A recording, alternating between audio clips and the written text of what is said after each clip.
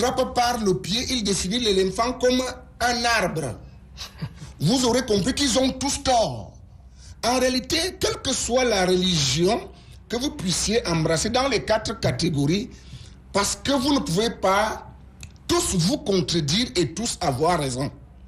Il est donc clair, pour un peu qu'on puisse avoir de la probité intellectuelle, il est clair que soit toutes les religions sont fausses, soit il y a une seule qui soit vraie. Toutes les religions ne peuvent pas être vraies, comme on le prétend dans cette parabole des aveugles et de l'éléphant, qui a un faux message, parce que finalement, l'aveugle qui a dit que c'est un serpent a tort. L'aveugle qui a dit que c'est un arbre a tort. Même si on va prétendre qu'ils ont une partie de la vérité. Mais madame, monsieur, est-ce qu'une partie de la vérité est la vérité? Non, une partie de la vérité n'est pas la vérité. Quand ceci est dit, nous voulons admettre, même si nous sommes de malhonnêteté intellectuelle, nous devons admettre que nous sommes d'une source unique. Parce que celui qui est d'une religion différente de la mienne, en face de moi, a une origine qui est obligatoirement la mienne, parce que lui et moi, on a des racines qui sont identiques.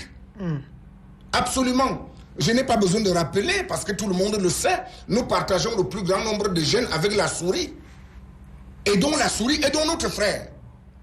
Il n'est donc pas question qu'on puisse prétendre que Dieu créa l'homme à son image et il créa la souris à l'image de qui?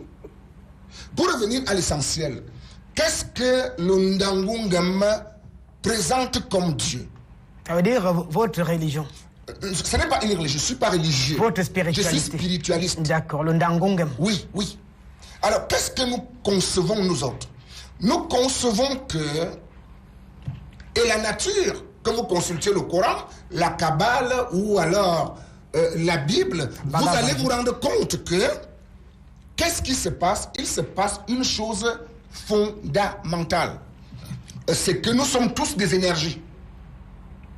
Peu importe qui vous êtes une énergie. La preuve, c'est que quand l'énergie là vous quitte, vous n'êtes plus rien. On vous appelle cadavre. Or, le monde entier est régi par la notion de groupe. Et un groupe est un ensemble d'individus, chacun dégageant une certaine énergie, et c'est la somme de cette énergie qu'on appelle vulgairement l'égrégore. Dieu est donc le supra-égrégore. Voilà comment nous concevons Dieu. Il est le supra-égrégore. Composé de quelle énergie? En ce qu'il est le grand groupe dans lequel tous les sous-groupes appartiennent. Donc, tous nous sommes des parties divines. Le Ndangu ne conçoit pas un Dieu qui a créé un homme pour l'adorer, pour le servir, et ainsi de suite. Ça, c'est un Dieu esclavagiste. Parce que lorsque nous lisons dans le livre, et je n'ai pas envie de demander aux chrétiens de lire Romains chapitre 1 verset 20, qui leur déclare que Dieu est énergie. D'ailleurs, vous avez la connaissance de cette apparition de ce fameux Dieu Jéhovah, quand il apparaît pour la première fois à Moïse. Comment il apparaît? Il apparaît comme une énergie. La colonne de feu, qu'est-ce que c'est? Ce n'est pas un être, c'est une énergie. Énergie calorifique. Oui, oui, une énergie est automatiquement et obligatoirement calorifique. Ainsi, nous avons déjà dit ici une fois que nous sommes ici sur un plateau où il y a des micros, où il y a des téléphones. On a des énergies cinétiques. Oui, oui, oui, oui. Il y a des lampes, il y a des ventilateurs, il y a des climatiseurs. Mais toutes ces énergies émanent d'une énergie source.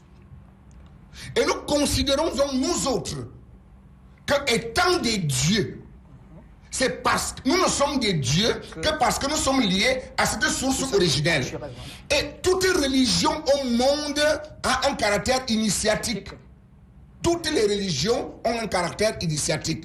Et c'est quoi en réalité l'initiation? C'est que l'individu, on le branche à cette source d'énergie du groupe. Et donc quand je suis par exemple catholique, il y a une source d'énergie constituée par des individus qui se prénomment ou qui se surnomment catholiques. Ces individus dégagent une certaine quantité d'énergie. La somme des énergies que ces individus dégagent est un égrégore qui est lui-même relié à l'égrégore central. Et qu'est-ce que nous appellerons la prière ou la supplication? Nous ne sommes pas encore là-bas pour ne pas mélanger, pour ne pas se mêler les pédales. Avec vous, mon père, vous allez chuter par là. Question de nous faire comprendre que tous ces dieux sont un. En réalité, je ne dis pas que tous ces dieux sont un. Parce que je ne parle pas des dieux. Les autres. Je parle d'un Dieu, ou si vous voulez, d'une divinité avec des sous-divinités. Lorsque j'ai le transformateur général à Sonloulou, par exemple, il envoie une somme d'énergie qui arrive en Gousso, qui la différencie et l'envoie dans les transformateurs de quartier, la redifférencie et l'envoie dans les transformateurs de maison qu'on appelle des compteurs. Et chaque appareil de la maison est un autre transformateur. Nous sommes alors comme des appareils de maison qui différencie en dernier ressort l'énergie divine qui serait sortie de son loulou, qu'on appellerait vulgairement l'Onum, qu'on appellerait vulgairement Jéhovah, qu'on appellerait vulgairement Allah. Merci, mon père. Brillant exposé de Ndiboka Soona qui présente Dieu vu par les civilisations, en nous parlant bien sûr du panthéisme, en nous parlant du monothéisme, en nous parlant de l'animisme. Et ici, il nous fait comprendre finalement que Dieu est une énergie. Voilà, une centrale qui je suis d'ici... très surpris parce qu'il a cité l'Épître aux Romains, chapitre 1er, verset 20. Je lis le verset. Allez-y. Oui, oui. En effet, les perfections invisibles de Dieu, sa puissance éternelle et sa divinité se voient comme à l'œil. Depuis la création du monde, quand on les considère dans ses ouvrages, ils sont donc inexcusables. Alors, je ne vois pas le mot énergie, je ne vois pas la relation avec l'énergie. Je crois que c'est...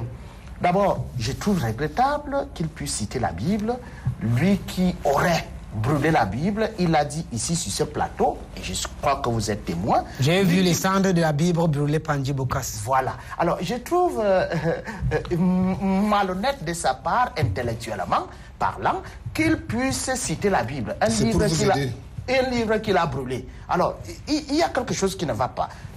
Lorsque nous voulons avancer dans ce que nous sommes en train de faire, il faudrait que nous essayions d'être sérieux. Je trouve cela insérieux. Alors, on ne peut pas considérer Dieu comme une énergie. C'est regrettable. Dieu, comme je l'ai toujours défini, c'est l'être suprême par excellence. Il est au-dessus de tout.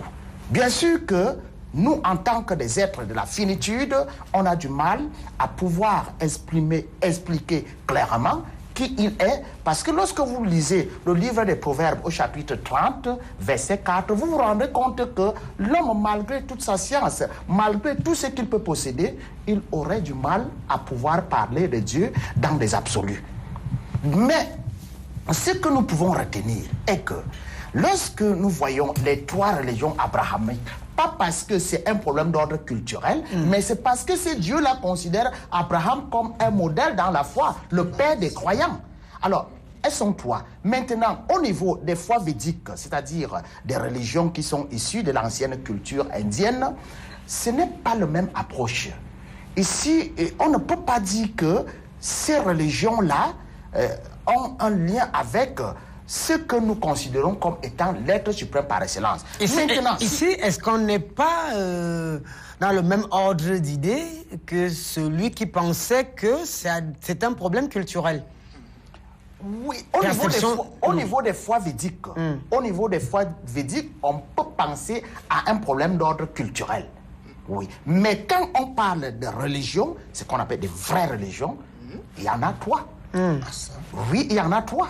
Dans le monde. Dans le monde. Il y a le judaïsme, le christianisme et l'islam. Le reste, les foi védiques, comme on les appelle, ce sont des foi védiques.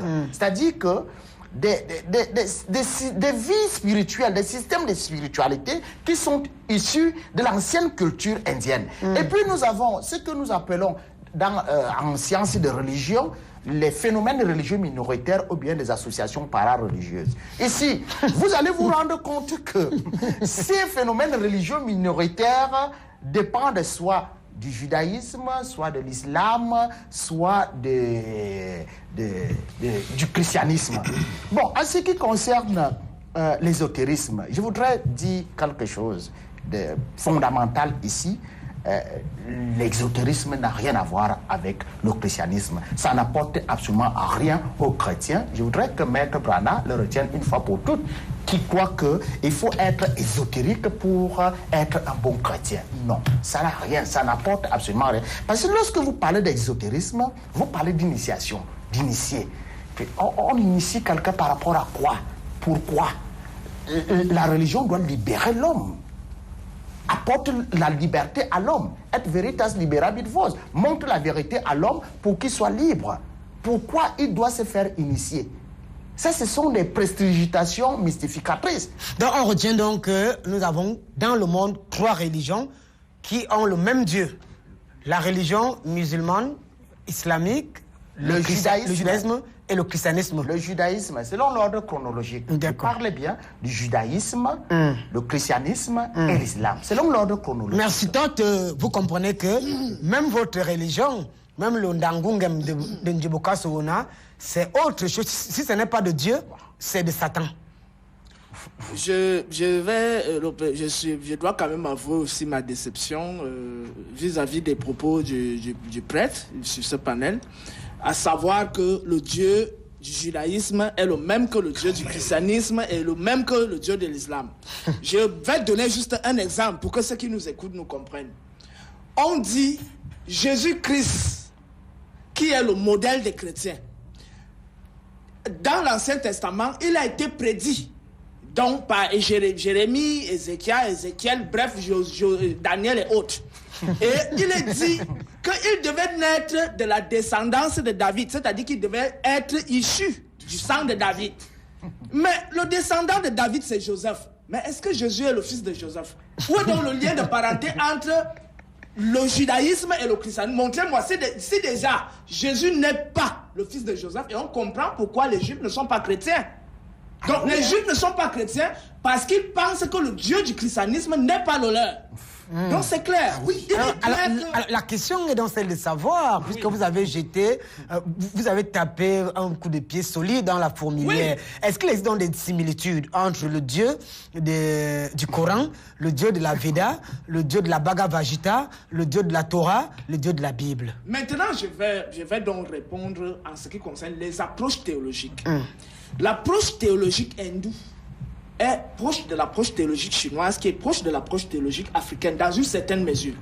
Par contre, l'approche théologique juive ou sémite, c'est-à-dire judaïsme, christianisme et islam, sont des approches anthropomorphiques. On voit beaucoup plus une sorte de sublimation des instincts humains qui sont transcendantalisés et élevés sur le plan du divin. Donc, quand on parle d'un Dieu jaloux, d'un Dieu qui fouette les gens, qui boit le sang, mais ça, c'est même affreux, c'est horrible de constater qu'il y a un Dieu qui aime boire le sang. Il ne boit pas seulement le sang des animaux, mais il boit aussi le sang humain. Parce que le sacrifice ultime, c'est qui? On dit qu'il fallait que Jésus meure, il fallait qu'il versât son sang. Le père a dit que la géographe a écrit en langage parémiologique et que... Mais il est mort. Je peux revenir sur ça. Il a été crucifié. Non, s'il vous plaît, monsieur, vous avez votre temps de parole. On dit bien, parce que si le prêtre nous dit que c'est un langage symbolique, ça veut dire que Jésus n'a pas existé. C'est là où il est piégé. Il ne peut même pas. Il ne peut pas. Donc, si lui-même, qui est le représentant d'un corps constitué qu'on appelle l'Église catholique, si aujourd'hui il dit devant les panélistes que dire que Jésus est mort sur la croix, que son sang a été versé et que c'est sur la base de ce sang que l'humanité serait sauvée, même si l'humanité n'a jamais été sauvée depuis qu'il est mort. Parce que les gens continuent c'est vous qui le dites, hein, Tot. Dans les guerres, dans la méchanceté, dans la jalousie. Moi, je ne vois pas en quoi l'humanité a été sauvée. Même ceux qui le suivent, eux-mêmes, c'est des malfaiteurs. Donc, pour dire que, en réalité, la religion, contrairement à ce que le prêtre vient de dire, s'il faut qualifier des mouvements, de pseudo-mouvements spirituels, c'est les mouvements de la tradition judéo-chrétienne avec toutes ses dérivés. Le père a cité 3 religions. C'est ce qu'il dit. Il dit judaïsme, le judaïsme, le christianisme, l'islam. Le reste, comme on dit au quartier, c'est le virage. On constate, premièrement, que le Dieu du judaïsme, c'est le Dieu des Juifs. Puisqu'il s'est choisi un peuple. Donc les autres peuples sont les peuples du diable. On revient maintenant sur Abraham, ce fameux Abraham. Pourquoi on ne dit pas le Dieu d'Enoch, le Dieu de Noé? Or, dans ce livre, on dit, Enoch marcha droit devant les yeux de l'Éternel. Noé marcha droit. Est-ce qu'on dit même qu'Abraham marcha droit? Vous semblez connaître la Bible, Tot. Non, c'est les livres. Moi, je suis passé par là. Tu sais, je suis né dans ça. Ah, ok, d'accord. Je suis né dans ça. On ne dit nulle part au commencement que Abraham marcha. C'est parce qu'Abraham marcha droit devant les yeux de l'Éternel que l'Éternel l'appela. L'Éternel l'appelle subitement comme ça que bim, je te donne la terre, là, va là-bas.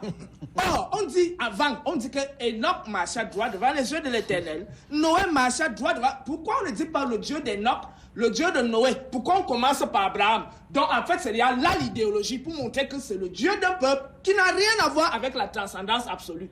Par contre, les approches orientales sont des approches essentiellement initiatiques et il faut expliquer pourquoi.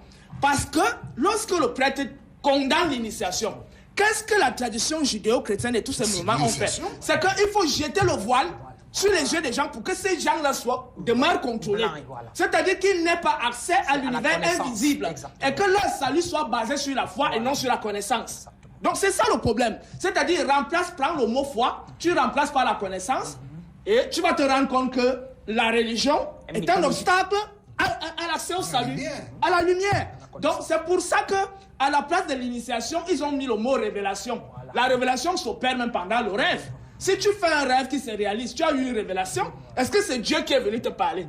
C'est pas Dieu. Les lois de l'univers se sont alignées pour que telle chose s'accomplisse. Et tu as vu cela parce que le divin est en toi. Donc, je termine mon propos en disant donc que la place de la foi et de la révélation est venue faire obstacle à la connaissance et à l'initiation. Alors, mon père, avant de passer la parole aux autres panélistes, Tot est suffisamment clair, parlant bien sûr des trois religions qui auraient un Dieu, certainement, qui partage la même foi que les uns et les autres. Il estime que vous êtes à côté de la plaque. Tot, il reconnaît que les trois religions, c'est un même Dieu. Alors, n'est pas reconnu. Bon, alors, je voudrais... Le Dieu des Juifs n'est pas le Dieu des chrétiens. Bon, tout à l'heure, vous m'avez coupé en disant que c'est votre temps de parole. Est-ce que je peux parler maintenant? Merci. Alors, Tot est très courageux. Dans la mesure où, lorsqu'il cite la Bible, je me demande s'il est vraiment conscient de ce qu'il est en train d'évoquer. Parce qu'il est impossible, voire impensable, pour Tot de citer la Bible. Dans la mesure où j'ai toujours évoqué ici les trois sens. Tot ne peut même pas d'abord arriver au sens littéral. Parce que pour arriver au sens littéral de la Bible, il faut connaître le genre littéraire du texte qu'on est en train d'étudier. Or, le texte qu'il cite, si je lui pose la question ici que tu as parlé d'Enoch. Enoch, c'est quel genre littéraire? Il ne pourra pas répondre. La Bible, comme je l'ai toujours dit, ce n'est pas un livre d'histoire. Pour le citer tel qu'il est en train de le citer, c'est comme s'il parlait de la réalité. Non, il y a le sens littéral, il y a le sens spirituel, il y a le sens moral. Alors, pour arriver même au sens littéral, il faut d'abord connaître le genre littéraire. Je ne comprends pas que Tot qui dit, qui reconnaît avoir lu la Bible superficiellement, puisse la citer. C'est inadmissible, ça ne se comprend pas. C'est contradictoire. C'est vraiment contradictoire. Il ne comprend rien en ce qui concerne les religions abrahamiques. Il faut qu'il le reconnaisse. S'il parle de ces initiations, c'est nettement mieux. Les trois religions abrahamiques, c'est un seul Dieu. Alors, la question que je vais vous poser pour vous relancer, alors, si dans l'ordre chronologique établi par vous et cité par vous, à savoir le judaïsme, le christianisme et l'islam, qui partagent un Dieu commun, ou un Dieu en commun, on va dire que les autres religions ont qui comme... Quelle autre religion? L'animisme. Je vous dis, vous parlez d'animisme. Bon, les autres formes de croyance. Voilà. Se connectent à qui? À Satan ou au démon? Il y a ce qu'on appelle des degrés d'incroyance. Ce sont des degrés d'incroyance. Il y a ce que les catholiques appellent. L'incroyance achevée. Lorsque vous parlez d'animisme... Ndangungam, par exemple. Oui, mais il s'agit de quoi? Mais je vais vous dire de quoi il s'agit. Il s'agit de quoi? Il s'agit de quoi? Dieu est universel. Je crois que le docteur Etundi est revenu sur ça tout à l'heure. Dieu est universel. Lorsqu'il parle d'une Ndangungam, est-ce que vous-même, c'est peut-être la première fois que vous entendez parler de cela? Ça apporte quoi? Il s'agit de quoi? Je vais lui répondre. Quelles sont les bases? Donc, je ne suis pas là pour que vous... Mais vous avez posé des questions, je dois vous répondre parce que vous n'avez pas de réponse. Est-ce que je peux parler, monsieur? Parlez, monsieur. D'accord, allez-y, mon père. C'est vous qui donnez maintenant la parole. Mon père, allez. C'est vous qui donnez maintenant la parole. Mon père, allez-y. Mon père, allez-y. Nous sommes en train de chercher les similitudes entre ces dieux et certainement les divergences aussi. Alors, les trois religions abrahamiques, les trois religions monothéistes, qui mènent au salut, par exemple. Les trois grandes religions révélées croient à un seul Dieu. Un seul Dieu. Maintenant, il s'agit d'un problème d'approche scientifique. Il s'agit d'un problème d'approche croyante. Il s'agit d'un problème d'approche culturelle aussi. Et c'est là où la culture entre. Maintenant, il est louable que la révélation puisse intégrer la culture de tout un chacun. C'est pour cela qu'on parle de l'inculturation. Ce n'est pas seulement l'homme qui doit entrer dans la culture divine, mais c'est plutôt aussi la révélation qui doit intégrer la culture. Que dire de Matthieu chapitre 5, verset 21, où Jésus-Christ se rappelle qu'il n'est pas venu abolir la loi, la tradition, mais venu la parfaire? Oui, c'est tout à fait normal. C'est-à-dire la culture aussi. Oui, on n'abolit pas la culture. On n'a pas dit que la culture est négative. La culture est importante pour pouvoir survivre en société. Alors, mon père, lorsque le Christ dit qu'il est venu perfectionner la culture, c'est que la culture a sûrement des éléments négatifs qu'il faudrait purifier. Alors mon père, lorsqu'on parle de culture, la racine ici c'est culte. Oui. Ça veut dire qu'une espèce de connexion avec des entités. Alors, ces entités, culte, quand on parle d'un culte, trivialement. Non. Lorsqu'on parle de culture, la racine ne renvoie pas directement au culte. Non, culte, pas au culte. On a d'abord culte comme racine. Et culture est un mot dérivé de culte. Et que signifie culte? Ce n'est pas le culte dans le sens de la vie spirituelle. Lorsqu'on parle de culture, ça renvoie beaucoup plus cultura. Ça veut dire que cultiver, c'est-à-dire faire évoluer ou bien faire naître. D'accord, merci. Je vais faire appel au didacticien qui est par ailleurs chrétien et résultat. Docteur Etundi, culte, culture, on parle ici de Dieu. Et Père Minkalafet vient de dire que l'islam, le christianisme et le judaïsme, autant pour moi, ont même Dieu. Et toi, ici, a dit ça chaque jour. Que vous, les chrétiens, les musulmans et les juifs, c'est moutons, chèvres, bœufs, tout ça là. D'accord. Culture et culte, ici, on se rapproche quand même de quelque chose d'assez important. On se rapproche de quelque chose d'assez important. Vous qui avez souvent fait évocation des Ngonzoa et d'Akomomba et du Mvet. Des Yor, et on pourrait dire de Zambe, Yameburger, toutes les dénominations que les Africains de l'ère culturelle et quand reconnaissent. Eux qui ne sont ni polythéistes ni rien, ils sont animistes, d'accord, mais ils reconnaissent que Dieu peut s'exprimer à travers plusieurs niveaux de vibration. Et il est inutile d'essayer de comprendre, de dire que Eyor est la même chose que Ntondobe. Non, Eyor n'est pas la même chose que Ntondobe. Non, c'est un état divin différent. Donc on pourrait dire, selon le langage humain, que c'est un Dieu différent. Donc si déjà dans une ère culturelle, on peut arriver à examiner plusieurs dieux, combien de fois dans une mosaïque comme celle qui est contenue dans la Bible, parce que la Bible n'est pas un récit unique, la Bible est un conglomérat de textes. Vous voyez donc que là-dedans, on a plusieurs dieux. Je m'échine à le dire ici, on a plusieurs dieux. Si vous voulez, on a plusieurs états divins. Mais pour parler de sorte que tout le monde puisse comprendre, on a plusieurs dieux dans la Bible. Comment mon père peut nous dire, puisqu'il affirme, Mordicus, que dans l'ordre chronologique, le judaïsme, le christianisme et l'islam partagent la même entité, le même être.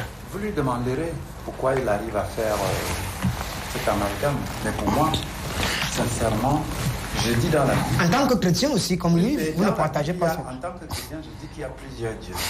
Celui qui se prénomme le Seigneur des armées ne signifie pas la même chose que celui qui dit je suis la lumière, je suis l'amour.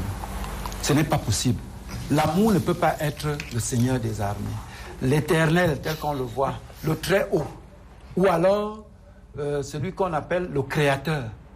Attendez, c'est des états très différents, très très très différents. Et pour nous, il nous semble important de démêler les écheveaux. Sinon, on entre dans une espèce d'amalgame religieuse qui fait qu'à un moment donné, quand on veut vraiment interroger les religions, on bute sur ce qu'il y a d'inexplicable. Et on dit non, c'est un mystère, tu ne peux pas comprendre. D'accord, oui, parce que vous avez... Oui, parce que l'entame n'a pas été bonne. Lorsque tu commences à dire que Allah, c'est la même chose que Jésus. Parce que Jésus, c'est le Dieu des chrétiens. Oui.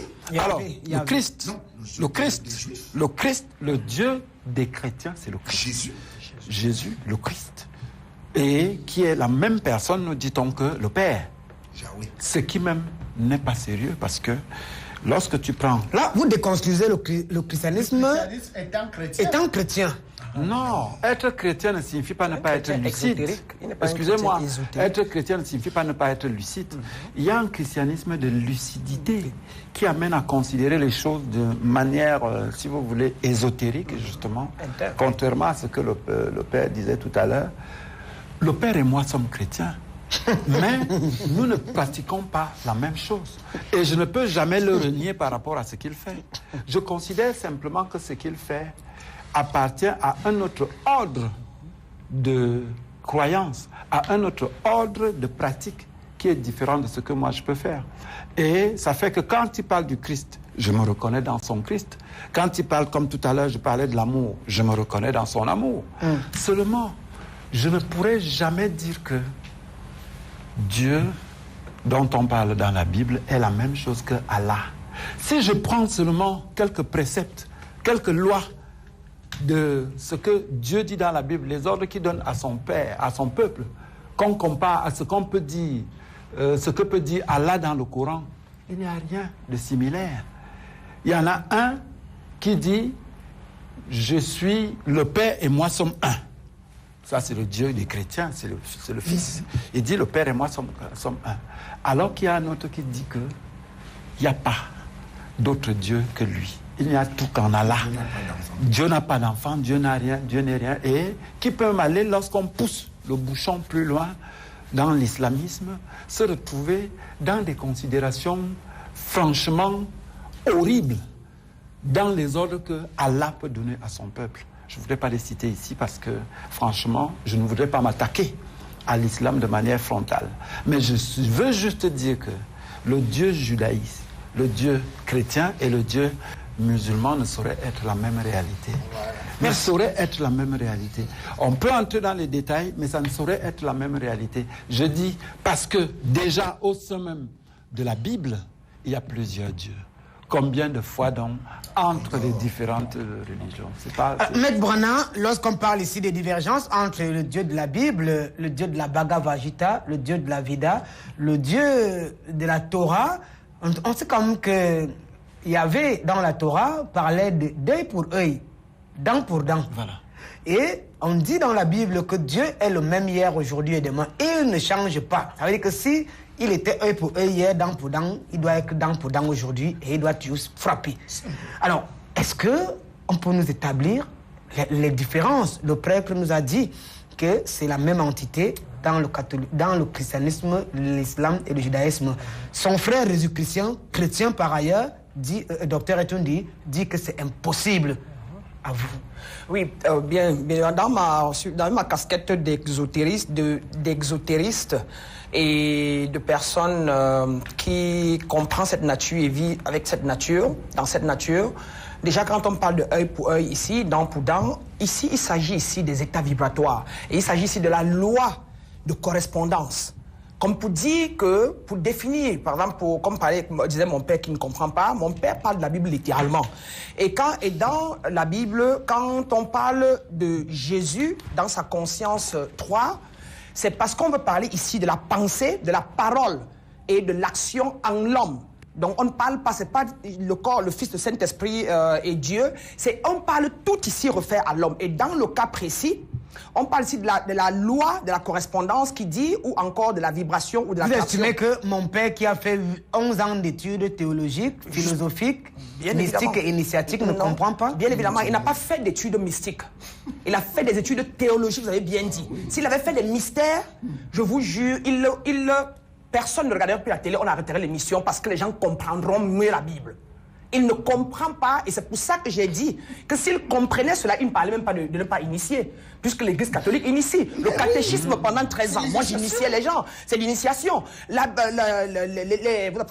bougies sur la table, c'est la même chose que nous faisons sur nos hôtels. Donc le Père, pour le moment, est limité dans la 3e dimension, dans la matrice, où il est casé, mais j'espère que pendant que nous évoluons avec le temps, il viendra pas comprendre et un jour s'alignera. Ça, ce sera possible. Alors, pour revenir donc aux dents pour dents, œil pour œil, il s'agit ici de la loi de correspondance ou encore de la loi d'attraction ou la loi de vibration. Qui veut dire quoi? Qu'est-ce que ça veut dire? Si vous émettez une pensée vibratoire, par exemple, j'aime pas cette femme, vous devez vous attendre à un état vibratoire de quelqu'un qui ne vous aimera pas. Car je n'aime pas cette femme, c'est moi qui encaisse l'émotion. Cette loi, ce dent pour dent revient encore à ne juger point pour n'être point jugé, qui veut dire vibratoirement, si je reste là, je m'assois et je dis, mais dis donc, je suis énervé. Tout de suite, l'univers m'apporte des états vibratoires d'énervement. D'où encore, ça se réfère à Dieu lui-même dans sa nature par la Bible. Dieu est l'alpha et Dieu est l'oméga. Conclusion, Dieu est le bien et Dieu est le mal. Donc c'était juste pour clarifier la Bible de mon père Mekala pour qu'il comprenne qu'il ne comprend pas sa Bible exotériquement. Qui veut dire quoi, Nathan? Rentrer en soi. D'où la Bible dit quelque part. La Bible enseigne, s'il vous plaît, enseigne les principes divins. Aimer, pardonner et les principes divins surbonnent. On appelle ça surbonner les gens. Ils soumettent les êtres humains. Par contre, les lois d'où Jésus dit mon peuple périt par manque de connaissances, on enseigne pas ça dans la Bible et ce sont des lois, s'il vous plaît, qui libèrent. Et la Bible ou l'Église ou les religions n'enseignent pas les lois spirituelles. Et c'est ça que mon père n'a pas compris. Il n'a pas les lois. D'accord, on va revenir sur le... C'est pas un combat entre Maître Bana et mon père. Nous parlons de Dieu et on revient à la dernière dorsale de notre production. Question d'accueillir nos partenaires. On rappelle bien sûr que la thématique de ce soir, c'est Dieu présenté par les religions. Est-il le même? On comprend beaucoup de vérités et de contre-vérités aujourd'hui. L'émission vous permet également à vous d'aller continuer de faire des recherches. On revient juste après. Andy Bokas va nous éclairer sur le Ndangungem et le Dieu qu'il sait dans le Ndangungem. On prend d'abord nos partenaires et on revient juste après. La sexualité de l'homme adulte est sujette à beaucoup de dysfonctionnements. L'une des premières causes, notre alimentation moderne, qui connaît un manque criard en sélénium, vitamine A, C, E, B, avec comme conséquence difficulté d'érection, reprise lente, baisse du désir et même du liquide séménial qui nous empoisonne la vie. Les laboratoires Morgan & Wilfried vous proposent un concentré de vitamines et oligo-éléments extraits des végétaux de l'Afrique équatoriale. Man Passman normalise votre vie de couple et protège votre prostate. Disponible dans votre espace bio, distribution et représentation. Man Passman, la puissance puisée dans la nature n'a pas d'égal.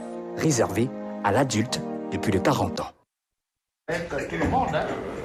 Retour sur le plateau avec notre docteur, expert en médecine holistique, docteur Clément Pécheco, je le disais encore, spécialiste en médecine holistique, qui nous a une fois de plus rendu visite sur ce plateau, car un corps sain dans un esprit sain, c'est ce qui fait bien sûr de vous un être accompli. Bonsoir docteur Pécheco, bienvenue à nouveau. Bonsoir Nathan, bonsoir à tous les panélistes et bonsoir surtout à la maison.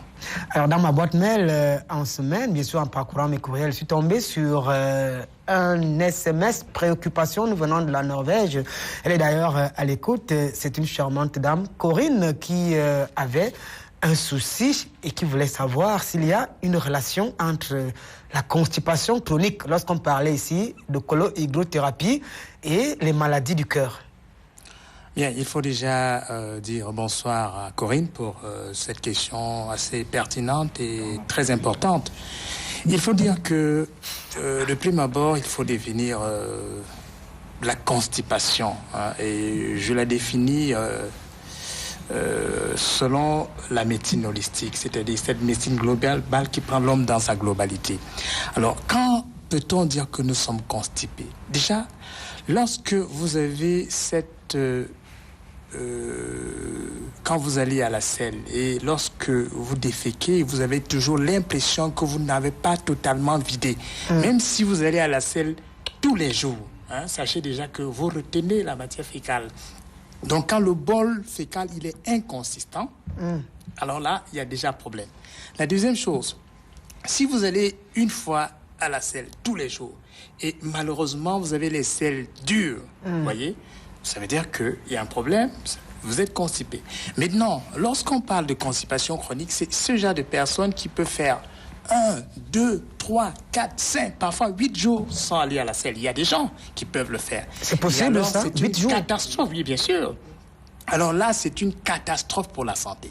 C'est une catastrophe surtout pour les personnes du 3e âge. Alors, si vous avez la cinquantaine et que, heureusement pour vous, vous allez à la selle peut-être une fois par jour, même si le bol fécal n'est pas très consistant, soyez heureux parce que vous êtes parmi les 10% de la population de cet âge qui, heureusement, a quand même une santé et qui, heureusement, a des dispositions à protéger votre cœur. Sinon, la plupart des personnes à cet âge-là qui ont un bol fécal inconsistant et qui souffrent de constipation chronique, alors là, connaîtront tôt ou tard des ravages sur le cœur. Imaginez que nous soyons dans une ville et que nous ayons, n'est-ce pas, un endroit où on dépose les déchets.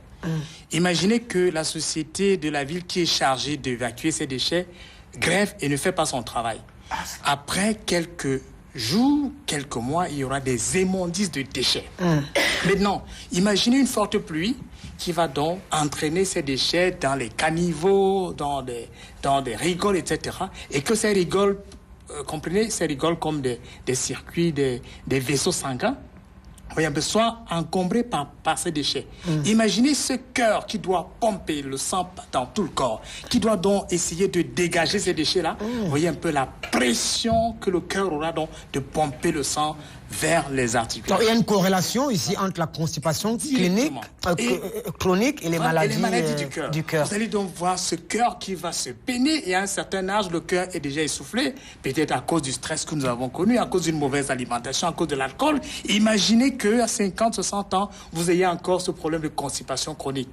Le cœur aura du mal à supporter donc cette pression parce que s'il s'arrête, on va mourir. Donc il est obligé de pomper.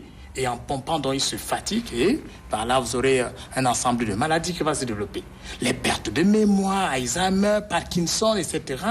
Les troubles de circulation sanguine, les mains qui ont des crampes, les pieds froids, les mains froides, etc. Donc, il y a une panoplie de désordres, de symptômes liés, n'est-ce pas, à l'inconsistance du bol fécal ou encore, si vous voulez, à une constipation chronique. Donc, et comme le dit toujours, en médecine holistique, toutes ces manifestations sont un langage. C'est-à-dire que si vous avez les mains qui sont froides, les pieds qui sont froids, vous avez les Parkinson, Alzheimer, ce ne sont pas des maladies en médecine holistique. C'est un langage corporel. C'est une façon pour le corps, pour le cerveau humain qui est intelligent de vous dire, attention, il y a quelque chose qui se passe à l'intérieur qu'il faut rapidement corriger avant que l'issue soit fatale.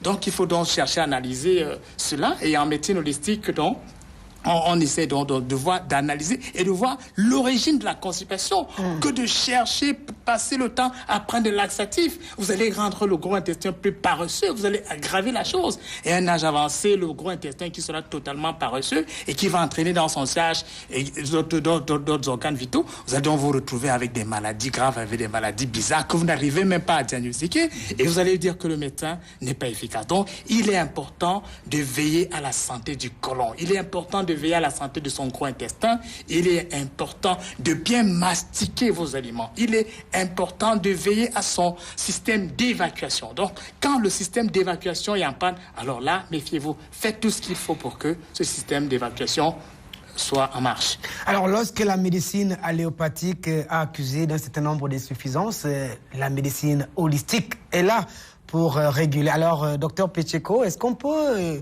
établir ici une étude statistique de la tranche des populations concernées par ce problème?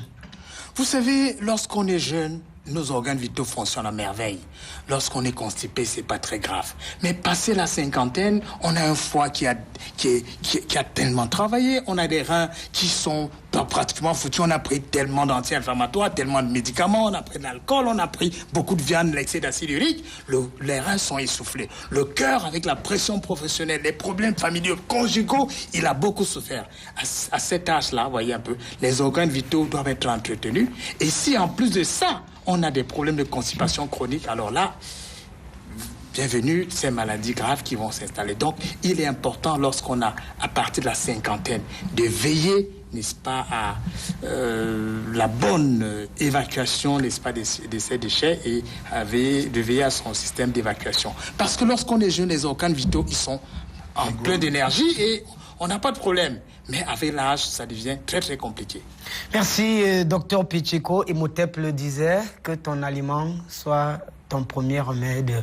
Alors, docteur Picheko, vous exhorte bien sûr de cesser d'être spectateur de votre santé, d'être l'architecte, le maître d'ouvrage, l'ouvrier de la fondation au pilier, des murs à la charpente, de la toiture aux différents revêtements. Alors, vous n'utiliserez des métaux de qualité par qu'elles puissent résister aux intempéries et à l'usure du temps. Bref, votre corps est comme une voiture. Il faut de temps en temps la passer en révision. Ou la vidange, docteur Picheko, on rappelle que vous êtes situé à Douala et à Yaoundé. C'est un plaisir, Nathan. Heureux d'être parmi ces spécialistes de haut niveau. C'est toujours un plaisir et je serai toujours là pour répondre à vos prochaines invitations. Une fois de plus, bonsoir à Karine. C'est Corinne ou Corinne. Depuis la Norvège. On rappelle que Dr Picheko reçoit à Yaoundé le mercredi et à Douala en semaine et il répond au numéro 695 16 29 21. 695 16 29 21. Ne venez plus nous assaillir de coups de fil. Lorsque l'émission passe, c'est l'occasion pour vous de prendre ce numéro qui sauve.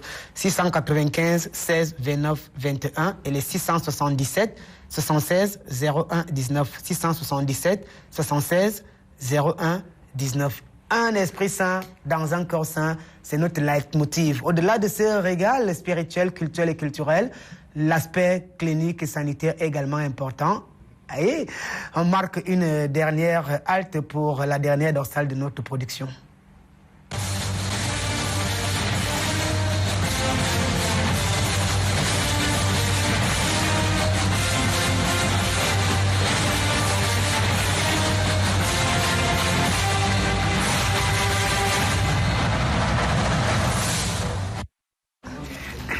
Retour sur ce plateau avec Ndjiboka Sowona. Alors Ndjiboka Sowona, on se rend compte que le Ndangungem n'est pas cité parmi les spiritualités, les croyances, les systèmes de croyances ou les religions qui sont connectées au vrai Dieu, d'après mon père qui a classé, bien sûr, les religions par ordre chronologique, le judaïsme, le christianisme, l'islam. Nulle part on a vu le Ndangungem et qui n'est pas avec Dieu et contre Dieu.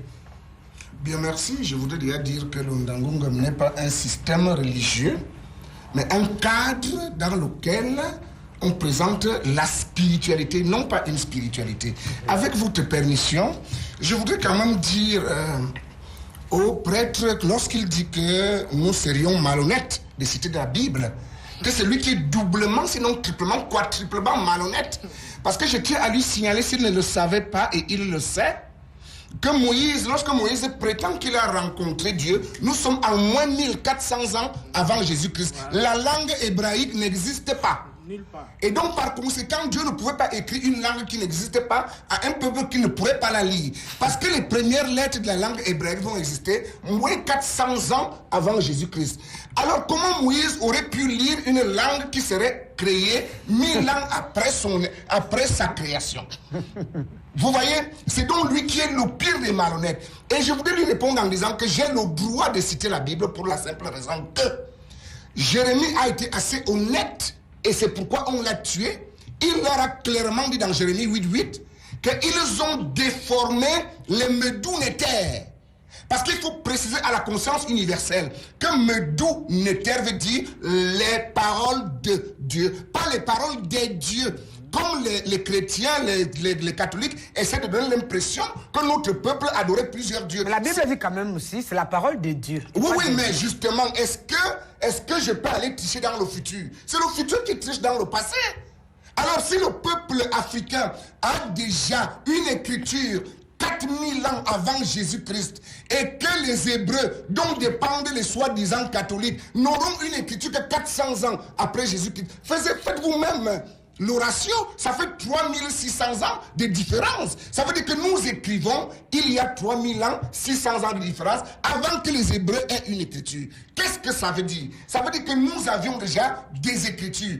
Et je n'ai pas besoin de rappeler au Père Abraham que les 10 commandements du soi-disant Moïse qui n'a jamais existé sont déjà inclus dans les 42 commandements de la Ma'at qui existaient déjà 3000 ans avant Moïse. Quand ceci est dit, je voudrais rappeler que quand il nous parle, il faut être honnête. Parce que quand je demande à chaque téléspectateur, à travers le monde, d'aller lire Romains chapitre 1, verset 20, dans ce livre, il est clairement dit que si vous voulez comprendre Dieu, regardez la nature. C'est ce que ça veut dire. Il est hors de question qu'on vienne nous parler ici de lecture fondamentale, de patati patata pour embrouiller les gens. Ceci dit, dois-je lui rappeler qu'il y a une floraison des Bibles qui ne disent pas la même chose? Alors quand il vient s'asseoir ici... Est-ce que ces Bibles ont des dieux différents? Mais justement, c'est à lui qu'il faut poser cette question. Puisque vous semblez connaître la Bible de Bukaso. Oui. Nous avons une floraison des Bibles qui ne disent pas la même chose. C'est la manifestation de ce que c'est le Rosicrucien. Le seul chrétien qui a raison, c'est le Rosicrucien qui a le courage de reconnaître que la Bible présente plusieurs dieux. Maintenant, si nous revenons à ces 3 religions, ne voyez-vous pas, oh nobles téléspectateurs, que les 3 religions se contredisent? Ceux qui vont dans le paradis d'Allah iront dans l'enfer des chrétiens. Ceux qui vont dans le paradis des chrétiens iront dans l'enfer des Hébreux. Finalement, vous allez où? Quand ceci est dit, je reviens à l'essentiel. Voyez-vous? Dis. Oui, allez-y. Vous voyez, je m'en excuse parce que je me suis trompé de caméra. Vous allez observer une chose. Comme je l'ai dit à l'entame, vous ne pouvez pas tous vous contredire et avoir raison. Il n'y a qu'une possibilité. Soit vous avez tous raison, soit il y a un seul qui a raison. Vous ne pouvez pas tous avoir raison. Revenons maintenant au Ndangungam. Le Ndangungam était cercle initiatique. Vous vous connectez à quelle entité? Qui est votre être suprême? Bien, je tiens d'abord à vous dire une chose. Aucun enfant n'a le droit de donner le nom à son père.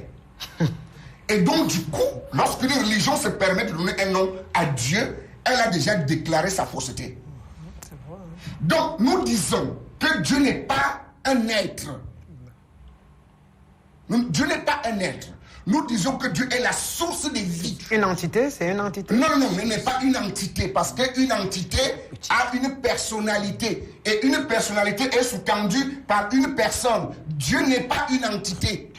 Dieu est une source d'énergie, c'est une vibration qui peut cependant se décentraliser et arriver à notre niveau vibratoire. Nous ne ressemblons même plus à Dieu, sauf que la même énergie nous alimente.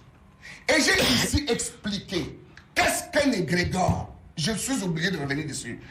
Et c'est ce que nous faisons dans le cadre du Ndangu. Bon, on va revenir. Le Ndangungam se connecte à un égrégore? Pas le Ndangungam, le Ndangu. Le Ndangu? Oui. Le Ndangu connecte les individus à la source d'énergie collective qu'on appelle égrégore. Et l'ensemble des égrégores du monde est censé se connecter au grand égrégore qu'on appelle Dieu. Maintenant, lorsqu'on te connecte, il y a des conditions à remplir. Oh, bien entendu, vous allez reconnaître avec moi que si vous avez ici un courant de 220 volts, vous y branchez une lampe de 120 volts, elle va se griller. Donc il ne suffit pas d'être connecté à une énergie. Il faut rester dans l'alliage, dans la lignée de cette énergie. On a l'impression que vous avez la même philosophie que la Rose-Croix d'Or. Non, vous savez, la vérité n'a pas de camp. Quand la Rose Croix d'Or dit la vérité, je souscris. Moi, je ne suis pas là pour dire... Les mêmes pratiques aussi. Puisqu'il y a un temple où on m'a interdit d'entrer, puisqu'on m'a dit que je n'étais pas connecté. Et je tiens à vous signaler que désormais, on n'entrera plus librement dans les temples de lumière de Martin Bokas. On ne donne pas les choses saintes aux chiens. Voilà. Il y a eu un temps où on a essayé de vous donner la main d'association. Quand vous n'acceptez pas la vérité, on vous écarte. Et je ne serai pas le premier à le dire. Le Jésus de Père Ninkala l'a bien dit, on ne donne pas les choses saintes aux chiens. Et j'ai envie de dire, on ne donnera donc pas les choses sales aux saints. Pour se connecter, il y a des conditions. Il y a absolument des conditions. Je suis en train de vous dire que lorsque nous avons ici un courant de secteur de 220 volts, vous branchez un appareil de 120 volts, il va se griller. Et donc vous comprenez que lorsque vous vous associez à un groupe humain, si vous n'avez pas le même taux vibratoire que ce groupe humain, vous allez souffrir. Et vous allez parler de malheur, de malédiction, de malchance. C'est parce que vous n'êtes pas bien connectés. Et c'est là où les églises vous mentent. Et vous trompent, c'est même ça l'expression. Les églises vous trompent. Parce qu'en réalité, qu'est-ce qui se passe à l'église? C'est exactement la même chose. Comme le Nangongam. Non, mais c'est exactement la même chose. Même si c'est dans un parallélisme non adéquat. Qu'est-ce que vous appelez le baptême? Qu'est-ce que vous appelez la communion fraternelle? Qu'est-ce que vous appelez, par exemple, le chapelet? Qu'est-ce que vous appelez, par exemple... tout ça, ce sont des conditions. Donc, il n'y a pas un groupe auquel vous allez vous associer sans remplir des conditions de ce groupe. Et ces conditions sont donc les conditions qui vous permettent de vous greffer à ce groupe. Maintenant, lorsque vous êtes greffé à ce groupe, qu'il soit faux ou vrai, vous devez savoir que le véritable groupe qui donne la vie, qui vous permet d'atteindre vos désirs, vos besoins, c'est le groupe initial. Qu'on l'appellera donc Dieu. C'est le groupe des groupes. C'est pourquoi les êtres ésotériques, les cercles ésotériques, vous disent que nous sommes des microcosmes du grand macrocosme. Et donc le grand macrocosme, c'est Dieu. Et nous sommes des microcosmes. Et donc, malheureusement, si vous êtes branché à un mauvais système qui n'a pas la capacité d'être branché au taux vibratoire divin, vous allez souffrir avec tout votre groupe. Merci. On va prendre lecture de quelques réactions avant de passer la parole à Maître Brana et Dr Etundi et mon père. Bonsoir, King Nathan. Ndibokas dit que Dieu est une énergie. Alors, si cette énergie prend une valeur nulle, alors Dieu aura donc la valeur nulle. Alors, on serait dans une situation sans Dieu. Aliou depuis Mitweda en Allemagne. Bonsoir à toi, Aliou. Bonsoir. Ndibokas a une logique qui devrait aider le prêtre à mieux aborder la Bible. Jérémie depuis le Bénin. Bonsoir. Demandez à mon père s'il connaît le Namyo Renjokyo. Voilà. Je sais pas, c'est en quelle langue. Voilà, je sais pas. Bonsoir. Je ne partage pas la vie du père pour être ordonné passe par une initiation et on théologien, il est ésotérique puisqu'il est prêtre exorciste. D'accord. Voilà, vos réactions, c'est au numéro qui s'affiche au bas du petit écran. Il n'est pas prêtre exorciste. Hein. Bonsoir, King Nathan. Le père Mikala dit que le chrétien a nullement besoin d'une initiation. Pourtant, dans l'église, on parle d'une initiation à la foi chrétienne. Nous parlons de Dieu. On ne va pas... Bonsoir, s'il vous plaît. Un bonsoir particulier à Tot et Dr Etundi. Sans eux, l'émission serait fade et insipide. J'ai dit merci à Maître Brana, merci à Ndibokas et aux prêtres. En termes d'énergie, des fréquences et des vibrations, comme l'avait dit Nikola Tesla, il faut être initié et élevé pour comprendre tout ceci. Professeur Francisco depuis New York aux États-Unis. Que Jésus a été initié 9 fois. Professeur Francisco depuis New York aux États-Unis. Merci pour ces révélations. Vraiment. On va continuer de lire les... Bonsoir. À la substance, le Dieu présenté par les religions est de même, mais c'est la pratique qui cause problème. Cependant, ceci se manifeste par les différentes approches sur une domination. Georges depuis Douala. Douala, c'est au Cameroun. Bonsoir. Bonsoir. Bonne émission. Quand le prêtre dit qu'il y a 3 religions de Dieu, c'est que ce Dieu est trop désordonné. Quand dans sa Bible, il est dit que seul le salut par Jésus-Christ sauve, ce qui n'est pas la même approche des musulmans, Monsieur Beka depuis Kribi, c'est au Cameroun. On va prendre encore quelques réactions. La semaine prochaine, on va déjà vous dire, on va revenir, on va essayer d'avancer comment se connecter à cette champ de force du Ndangungem, à ce Dieu des chrétiens, à ce Dieu de la Rose. Je suis Maman Bello et je vous écris depuis Niamey au Niger. Je ne suis pas d'accord avec le prêtre sur le plateau. En effet, le Dieu des musulmans est différent du Dieu des chrétiens. Celui des musulmans n'a pas d'enfant et n'a pas enfanté. Voilà, c'est un musulman qui réagit depuis... Bonsoir, King Nathan. C'est Youssouf Koné depuis la Sierra Leone. La paix sur vous. Le prophète de l'islam dit Dieu a envoyé 124 000 messagers pour illuminer l'humanité. La corruption de messages vient toujours après la mort d'envoyer. Donc, l'exemple de frère Ndjibokas de l'éléphant et des aveugles est très simple et rationnel. Ça veut dire certainement rationnel. Bonsoir, King Nathan. Pour les chrétiens, nul ne va au Père sans Dieu, si ce n'est pas Jésus. Les Juifs, le peuple de Dieu, ne reconnaissent pas Jésus comme le salut. Les musulmans non plus. Comment peut-on dire qu'ils ont le même Dieu? François de Chémaudin, depuis la France. Merci. Vous pouvez envoyer vos réactions au numéro qui s'affiche au bas du petit écran si vous voulez réagir et mentionner le code indicatif du Cameroun qui est plus 237, suivi du numéro qui s'affiche au bas du petit écran. Docteur Etundi, alors si on établissait donc un lien entre les dieux des civilisations africaines, notamment le Loudoumare au Nigeria, le Loudoumare c'est l'entité suprême qui est entourée des orishas, l'Eyor dans la cosmogenèse ou la théogenèse bien sûr, et quand on nous parle de ce dieu qui est entouré également des Amba et des autres, et le Lombi, Job, est-ce qu'il existe des traits caractéristiques entre tous ces dieux? Oui, les dieux suprêmes ont ceci de particulier que au sommet, les lois deviennent identiques. Vous n'avez plus de prescriptions liées à une époque et à un temps. Lorsqu'un Dieu dit « aime autrui comme toi-même », vous pouvez retrouver ça dans toutes les cosmogonies. Dans toutes les cosmogonies, vous retrouvez l'exigence de l'amour. Et que ce n'est pas l'amour que nous connaissons Dieu. Et que c'est en procédant à ce voyage initiatique en soi-même. Et ça, les spiritualités les plus élevées s'accordent là-dessus. Si tu veux connaître Dieu, connais-toi toi-même. Va à l'intérieur de toi-même. Explore l'intérieur de toi-même.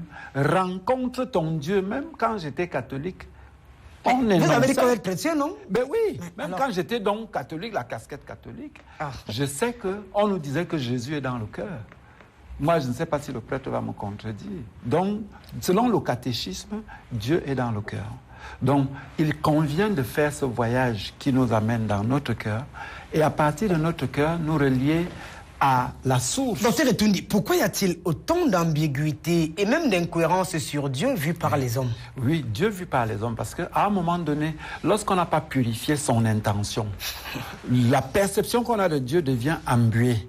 Et on a tendance donc, comme on disait depuis le début de l'émission, à l'anthropomorphiser. Excusez-moi le mot parce que d'ailleurs, il ne s'accorde pas avec Dieu. Voilà pourquoi j'ai du mal à le prononcer ici. Parce que clairement, lorsque on n'a pas fait la purification nécessaire, on peut être tenté de projeter, Tot l'a dit là à un moment donné, de projeter en quelque sorte son état de conscience sur une divinité quelconque. Et on pensera par là que ce qu'on est en train de nommer, c'est Dieu, alors qu'on exprime simplement son état de conscience de l'heure, qui peut évoluer. Voilà pourquoi il est donné à l'homme de grandir. Voilà pourquoi il est donné à l'homme d'apprendre à connaître Dieu de manière progressive. Parce que quand Ndjibokas nous parle de l'éléphant, d'accord, il y a d'abord un éléphant qui est une réalité. Et c'est chacun qui perçoit cette réalité-là à partir de son instrumentarium, à partir de ses ambitions et à partir des moyens dont il dispose. C'est-à-dire que celui qui accède jusqu'à la corne signifie qu'il a déjà la taille pour arriver à ce niveau-là. Celui qui attrape la patte, c'est à ce niveau qu'il se trouve. Et il dira que c'est ça Dieu. C'est vrai que c'est Dieu, mais effectivement, de quel Dieu? C'est son Dieu à lui. Parce que ça n'a rien à voir avec le Dieu total, le grand éléphant. Et Dieu a ceci de particulier qu'il est à la fois la source de toutes les énergies et il est présent dans chaque énergie disponible dans la nature. Merci. Bonsoir King Nathan, très belle émission. C'est Cécile depuis Edmonton au Canada. Très bonne explication de Njiboka. Je suis sûr que le père Minkala que j'ai vu jouer au tam-tam finira par s'initier à la vraie spiritualité grâce à ces émissions. Bravo Nathan, c'est toi le meilleur. Je ne saurais être meilleur sans bien sûr ce parterre de spécialistes. Bonsoir King Nathan, Rémi depuis les Philippines. Très bonne émission ce soir. Voilà. Je suis désolé de ne pas avoir répondu. J'ai eu ma 3e fille en avril. Elle a failli mourir. J'étais tellement stressé, mais elle va mieux maintenant. Nous vous regardons. Voilà, c'est notre ami Rémi depuis les Philippines. Ok, d'accord. Bonsoir. Alors, Maître Brana, alors qu'est-ce qui se cache derrière ce qu'on arrive... qu'est-ce qui se cache derrière ce Dieu? Justement, qu'on n'arrive véritablement pas à avoir des informations fiables. Son nom reste un mystère, son lieu de résidence un mystère. Et on a l'impression qu'on est là dans un... je vais donner un secret ici, ici en pleine Mondovision. Vous devez savoir, et nous devons le savoir aujourd'hui, que la connaissance est sacrée et elle est élitiste. Et on ne la donne pas à celui qui n'est pas prêt, comme disait mon grand frère Djibokas. On saurait servir le caviar au porc, car le porc ne reconnaîtra pas le caviar et il demandera sa chiotte. Ouais. Cela dit, chers téléspectateurs, si vous êtes religieux, ça veut dire que vous êtes un croyant, vous vivez dans la mythologie. Je vous invite à sortir de la mythologie, sortir de la croyance, chercher un Dangem, un Laros Croix, je vous le recommande. Parce que je l'ai fait pour découvrir, comme Nathan le disait, le vrai Dieu qui est en vous. Vous devez aller, vous devez devenir un exotériste ou encore, comme on dit souvent, un mage pour découvrir cela. Alors, pour dire quoi, quand mon frère Etundi dit que il faut se purifier, il parle de quoi? Il parle donc de ce que l'Église a mis devant vos yeux, ce que les religions vous ont voilé. Car quand on vous parle d'un Jésus qui reviendra, quand on vous parle d'un sauveur, vous oubliez carrément que Dieu est en vous si vous avez mal compris quand c'est écrit littéralement. Est-ce que c'est un procès contre l'Église? C'est pas un procès contre l'Église. Non, non, non. Moi, je parle aux personnes qui sont assises où j'étais assise hier. Voilà. Et donc, cela dit, je le dis et je le dis à mon père, ce qui est mon père, mon tonton et mon frère. Donc, en même temps. Alors, donc, pour dire quoi? Quand on dit qu'il faut se purifier pour pouvoir atteindre, pour pouvoir se reconnecter à ta nature divine, il s'agit ici de faire tomber le voile. C'est quoi le voile? C'est l'ensemble des préceptes, des règles qu'on t'a conditionnées avec depuis ton enfance. Dès lors que tu es entré dans ta mère, les fréquences vibratoires qui ont été émises sur ta personne. Si on t'a dit Jésus est Dieu et il reviendra, et tu y as cru de par ta conscience, elle est assise dans ton subconscient. Et quand tu vas vouloir dire non, je suis Dieu, ça va se relever pour te dire non, tu n'es pas Dieu, car rappelle-toi hier, tu m'as dit que Dieu était Jésus et qu'il reviendra. Donc il s'agit donc ici de faire un retour à la source. Et pour le faire, on est obligé de se faire initier. Donc entrer dans un cercle où on t'apprendra, où on va déloger tout ce mensonge, ce conditionnement, cette programmation de ton subconscient, afin que, étant vide, tu puisses te reconnecter à ta nature divine et tu puisses dorénavant parler en être de la dimension 5 ou 6 et non plus de la dimension 3, qui est donc religieuse. Mais voilà, la semaine prochaine, chacun nous dira comment se connecter à son champ de force. Exact. Le Ndangungam nous dira par quelle méthode on se connecte. La Rose-Croix nous aidera à comprendre comment on se connecte. Vous-même, vous allez nous aider. Bonsoir à vous sur le plateau. Si le monsieur en chapeau compare Dieu à une énergie, en prenant un exemple sur le barrage de son loulou, alors qu'il arrive à la puissance énergétique de ce barrage de diminuer, d'où les coupures d'énergie, dans nos maisons, cela veut dire que Dieu pour lui n'est pas une énergie constante. Donc, il ne serait plus Dieu. Vianney depuis Dubaï. Alors, mon père, la question, qu'est-ce qui se cache donc derrière ce Dieu que beaucoup n'arrivent pas à cerner? Son lieu de résidence reste un mystère, une allégorie. Son nom même est une équation à multiples inconnus. Oui, je voudrais d'abord revenir sur deux petites choses. D'abord, concernant l'initiation, si nous considérons que l'initiation, c'est la formation, c'est l'éducation, c'est tout à fait normal que tout le monde a besoin de l'initiation. Même lorsque l'enfant va à l'école, on l'initie à une nouvelle culture. L'initiation est importante. Elle est même, je dirais même qu'elle est nécessaire, c'est-à-dire sine qua non. Mais si il faut nous parler de l'initiation pour entrer dans des cercles ésotériques, je crois que ça peut être considéré comme balayeuse, comme poursuite de vent. Bon, en ce qui concerne Dieu, le docteur Etundi a dit qu'il y a plusieurs dieux dans la Bible. Non, il n'y a pas plusieurs dieux dans la Bible. Chrétien comme vous? Oui, il n'y a pas plusieurs dieux dans la Bible. Il y a un problème, je crois que le docteur Etundi peut bien le comprendre, parce que lorsqu'on lit un texte, il peut avoir été écrit dans un genre littéraire, et puis on relit un autre message qui est écrit dans un autre genre littéraire. Ça veut dire quoi? Ça veut dire que nous avons le genre littéraire narratif, nous avons le genre littéraire théâtral, nous avons le genre littéraire poétique, nous avons le genre littéraire argumentatif, nous avons le genre littéraire épistolaire. Lorsque nous lisons le texte biblique, il est fort probable qu'on peut même être aussi dans les genres littéraires tels que les paraboles, les mythes, les légendes.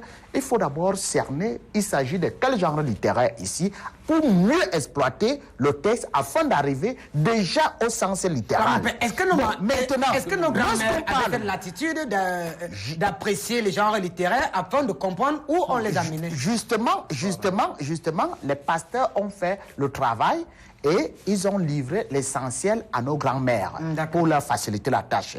Alors, lorsqu'on parle de Dieu dans la Bible, il n'y a qu'un seul Dieu. Mais c'est quoi le problème? Le problème, c'est l'approche littéraire, l'approche théologique. Comment est-ce que chacun répond à l'appel de Dieu? Bon, les trois religions, la religion juive, la religion chrétienne, la religion musulmane, toutes les religions renvoie à un même Dieu. Pourquoi? Parce que c'est un seul Dieu qui nous appelle. Et chacun répond en fonction de sa culture, en fonction de sa science, en fonction de sa civilisation, en fonction de son école de formation. C'est pour cela que je dis que mais maintenant, lorsque le chrétien va répondre à l'appel de Dieu, sûrement il va répondre en fonction de sa science, en fonction de ses connaissances, en fonction de sa civilisation. Le musulman va répondre de la même façon. Si quelqu'un nous appelle ici maintenant, vous allez répondre de votre manière. Djibokas va répondre de sa manière. C'est de ça dont il est question. Merci. Il ne s'agit pas de plusieurs dieux. Il n'y a qu'un seul Dieu, l'être suprême par excellence. Il n'y a qu'un seul Dieu que nous tous nous cherchons. Merci, bonsoir King Nathan. Je conseillerais à tes valeureux panélistes, Soldats de la lumière et de la vérité, le film Exorcisme d'Émile Rose.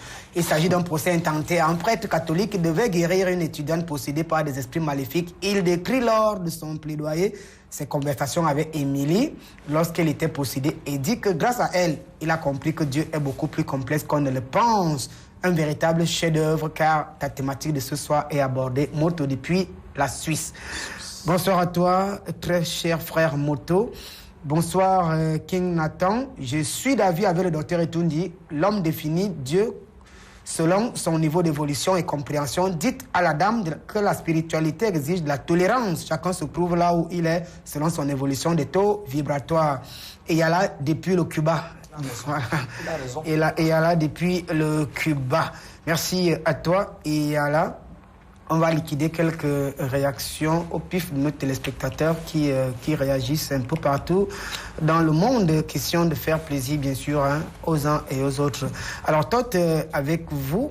Bonsoir, Monsieur King Nathan. Belle émission. Seulement, elle doit servir à réveiller le monde entier et les Africains que nous sommes, surtout de ces religions coloniales.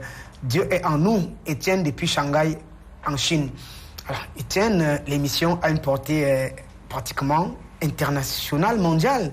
Elle est de toute l'humanité. Et voilà, sans particularisme. Alors, Toth, avec vous, est-ce que vous avez l'impression que quelqu'un empêche à l'humanité de connaître Dieu? Parce que la semaine prochaine, vous allez aussi nous dire comment vous vous connectez avec vos entités.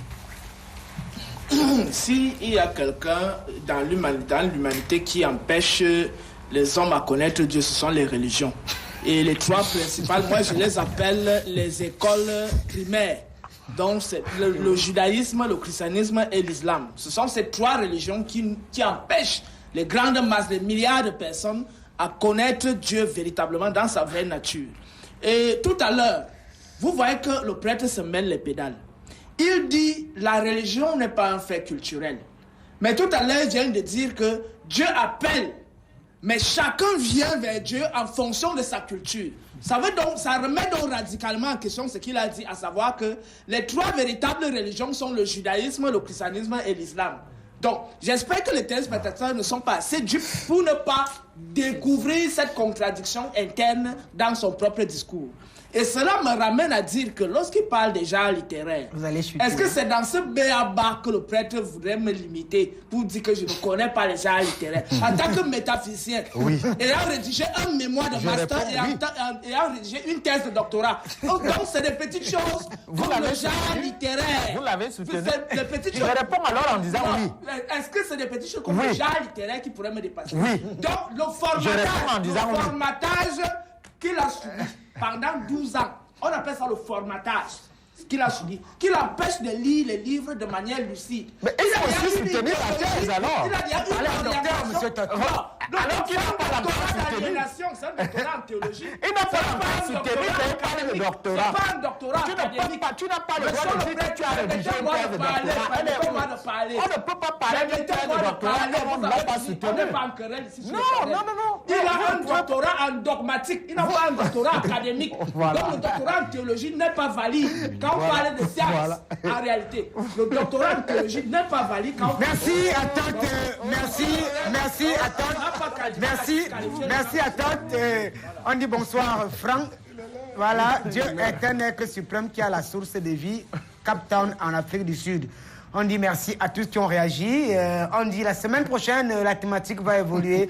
On va essayer de comprendre comment se connecter aux entités suprêmes, comment se connecter à l'entité suprême. Ça veut dire, est-ce par la prière, est-ce par l'initiation, est-ce par d'autres rituels? Mesdames, messieurs, à jeudi, pour ceux qui ont regardé l'émission pour la toute première fois, et pas tous les jeudis, lorsqu'il est 21h du Cameroun, mon père Mikala de l'église catholique romaine sera là. Docteur Etundi, Maître Brana, Djibokas et bien sûr Tot. On dit bien sûr que pour tous ceux qui aimeraient continuer de suivre les temps forts, allez vous abonner sur la page Facebook King Nathan Amougou.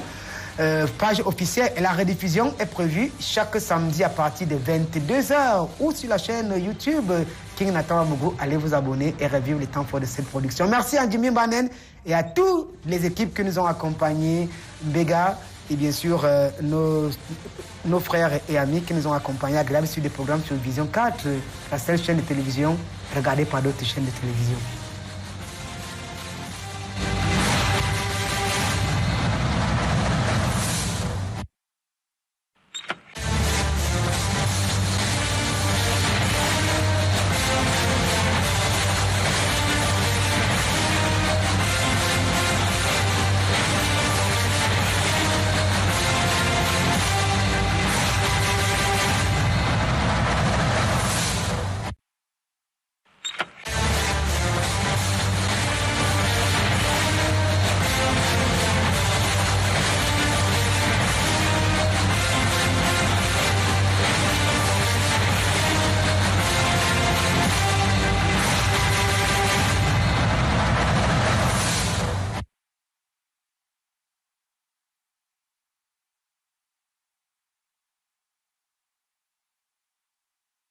La sexualité de l'homme adulte est sujette à beaucoup de dysfonctionnements.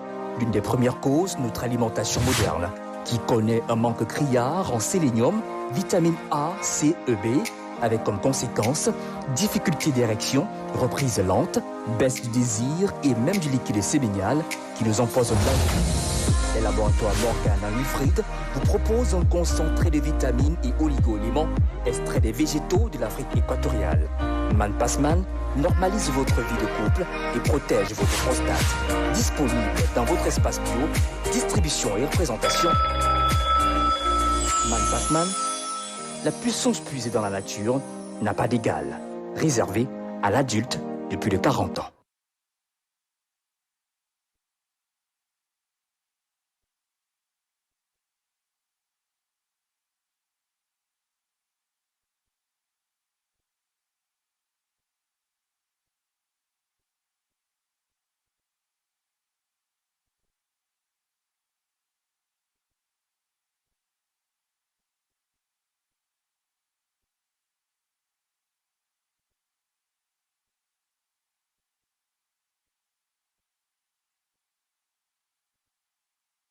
Africa Vision Sport vous est offert par Digital College. Université française. Africa Vision Sport vous est offert par Digital College. Université française.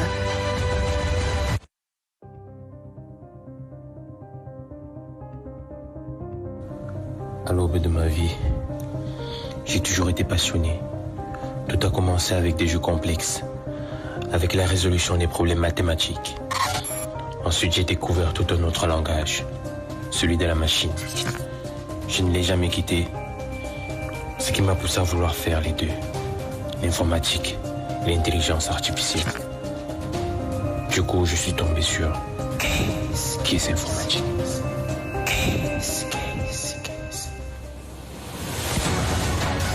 L'heure de la nouvelle ère approche. Rejoins la première école d'informatique et d'intelligence artificielle au Cameroun. Viens découvrir les métiers du futur et fais partie des leaders de demain. Ensemble, créons ce monde à notre image et à notre ressemblance.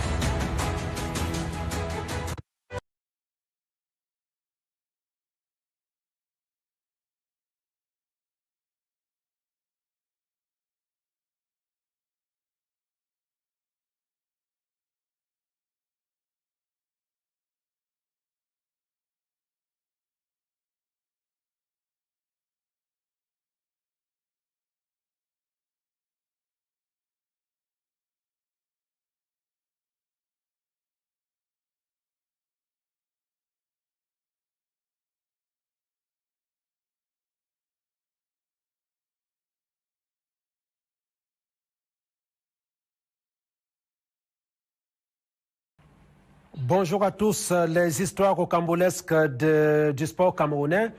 La Fédération camerounaise de handball est en difficulté en ce moment, elle qui prépare la Coupe du Monde de la discipline en Espagne et son équipe nationale qui n'a pas encore de plan de préparation pour cette compétition à laquelle elle s'est qualifiée de haute lutte lors de la dernière Coupe d'Afrique des Nations.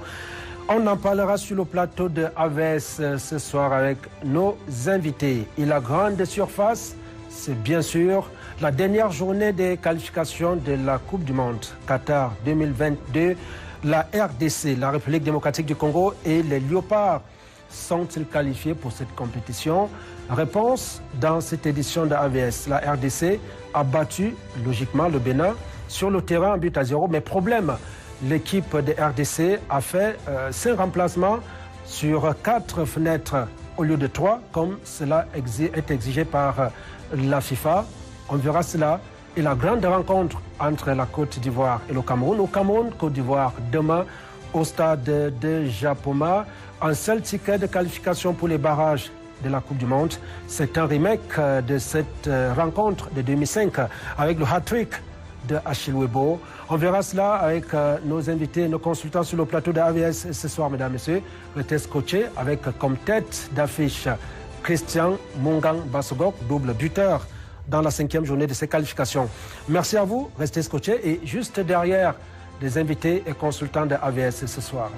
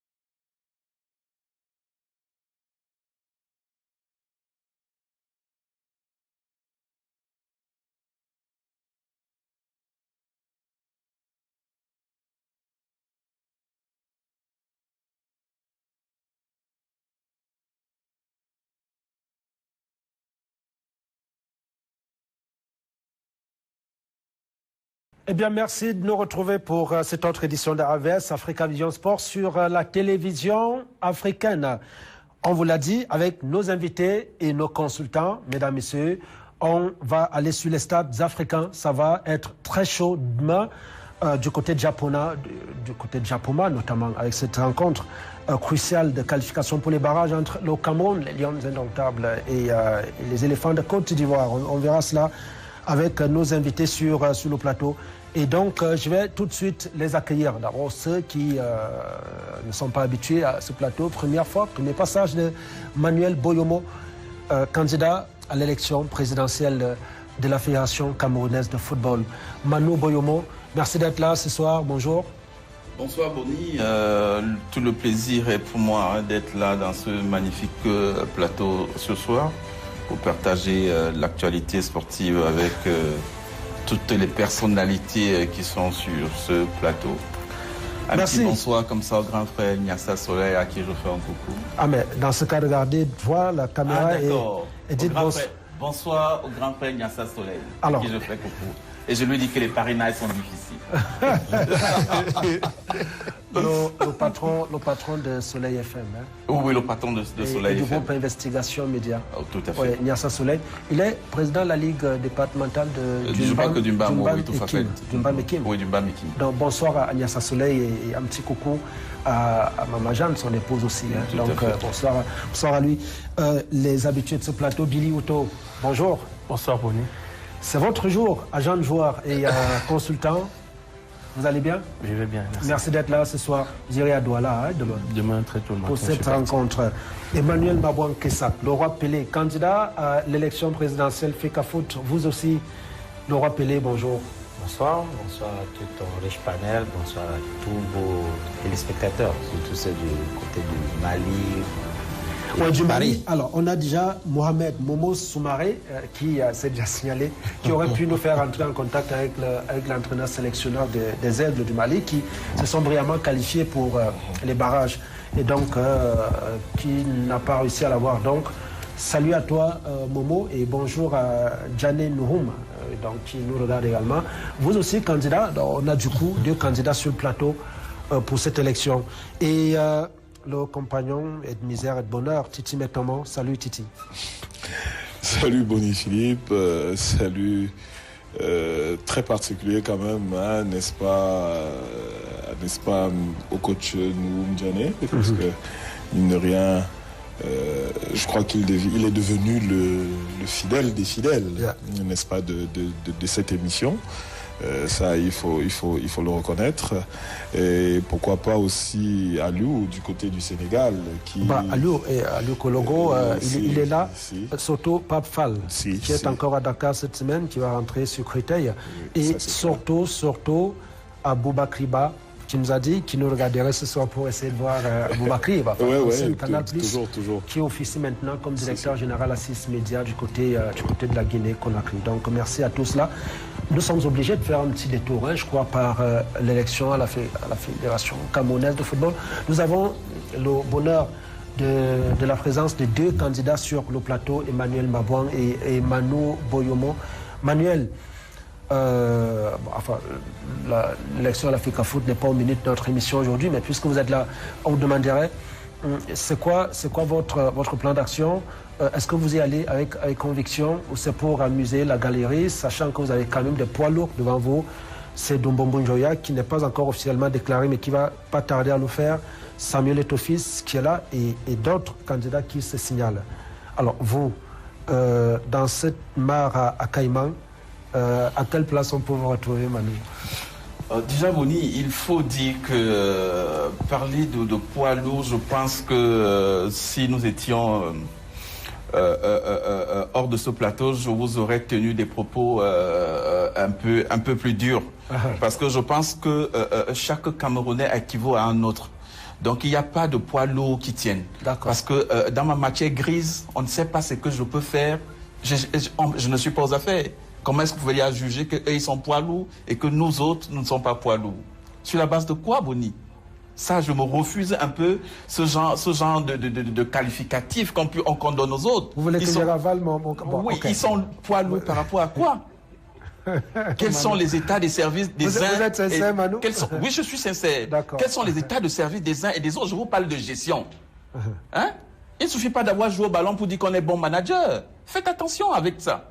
Il suffit aujourd'hui de ramener la fédération, c'est-à-dire que de lui donner une gestion assez saine pour que tout le monde puisse se retrouver. Tout le temps, on parle de football jeune. On parle des enfants qui n'arrivent pas à vivre de ce football entre guillemets professionnel. Pourquoi est-ce qu'ils ne vivent pas de ça? Parce qu'il n'y a plus de sponsors, il n'y a plus rien. Et nous sommes des spécialistes en la matière. Nous sommes des gestionnaires.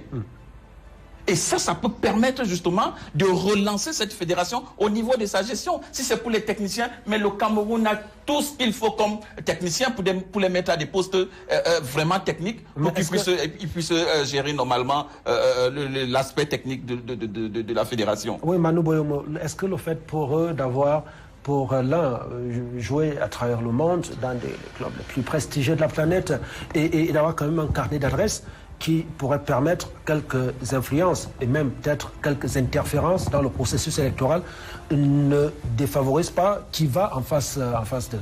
Ben non, écoutez, il n'y a pas, ça ne défavorise personne. Vous voyez, le contexte international, c'est le contexte international. Il faut déjà être élu pour commencer à parler de contexte international. Vous savez, à un moment donné, même si vous n'avez pas encore été aux affaires, quand vous renvoyez, votre image est clivante.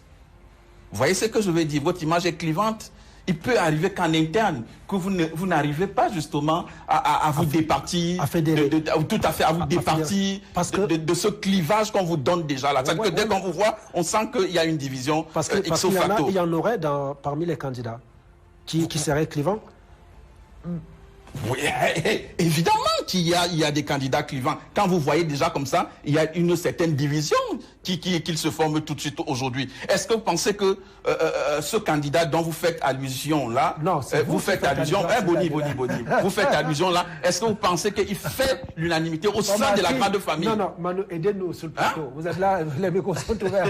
Je ne sais pas de qui vous parlez. Ah, ok, d'accord. Nous allons continuer si vous ne savez pas de qui. Voilà. Vous savez parler d'international, de beaucoup de foot. Pour le moment, ceux qui sont déclarés, alors, vous savez que Seydou Mbombo a été protocole du président de la CAF quand même pendant plusieurs années et que lui aussi a des ouvertures. Il a été je crois, responsable du projet Gold. Hein. Vous savez, il y a quelque chose qui suit un peu M. Seydou. Seydou incarne un peu la continuité de M. Iya Mohamed. Et ça, justement, ça manque de faire l'unanimité. C'est un problème aussi à ce niveau-là. Pourtant, M. Seydou, quand il arrive aux affaires, il trouve les problèmes. C'est-à-dire quoi? Celui qui va être élu au soir du 11 va continuer avec les mêmes procès au TAS. Parce qu'il est président de la fédération. Ce ne sera plus l'individu. Vous êtes obligé de continuer avec des procès au TAS. Malheureusement, ça déteint sur justement ce que Seydou pouvait faire. Parce que vous ne pouvez pas passer 3 ans à aller tous les jours au TAS. Vous allez travailler à quel moment? Donc l'environnement n'a pas permis... Mais je pense que c'est un échange, je ne te coupe pas. Oui, bien sûr. C'est peut-être lui qui n'a pas permis l'environnement. Il n'avait qu'à négocier. Oui, si je monte aux affaires directement, quand tu dis que les affaires vont suivre le président qui va être élu, le président qui va être élu doit d'abord négocier avec tous les prestataires. Il a d'autres solutions. Il avait le temps en 3 ans de discuter. Je vais vous prendre un exemple. Il a été élu. Tout de suite, il n'a appelé aucun des candidats. Parce que si quelqu'un est élu, la moindre des choses, c'est de discuter avec les autres qui ont échoué, comment ça se passe. Pourquoi devrait-il discuter avec vous alors que vous avez pas le même projet? Il devait discuter. On n'a pas le même projet. Si on n'a pas le même projet.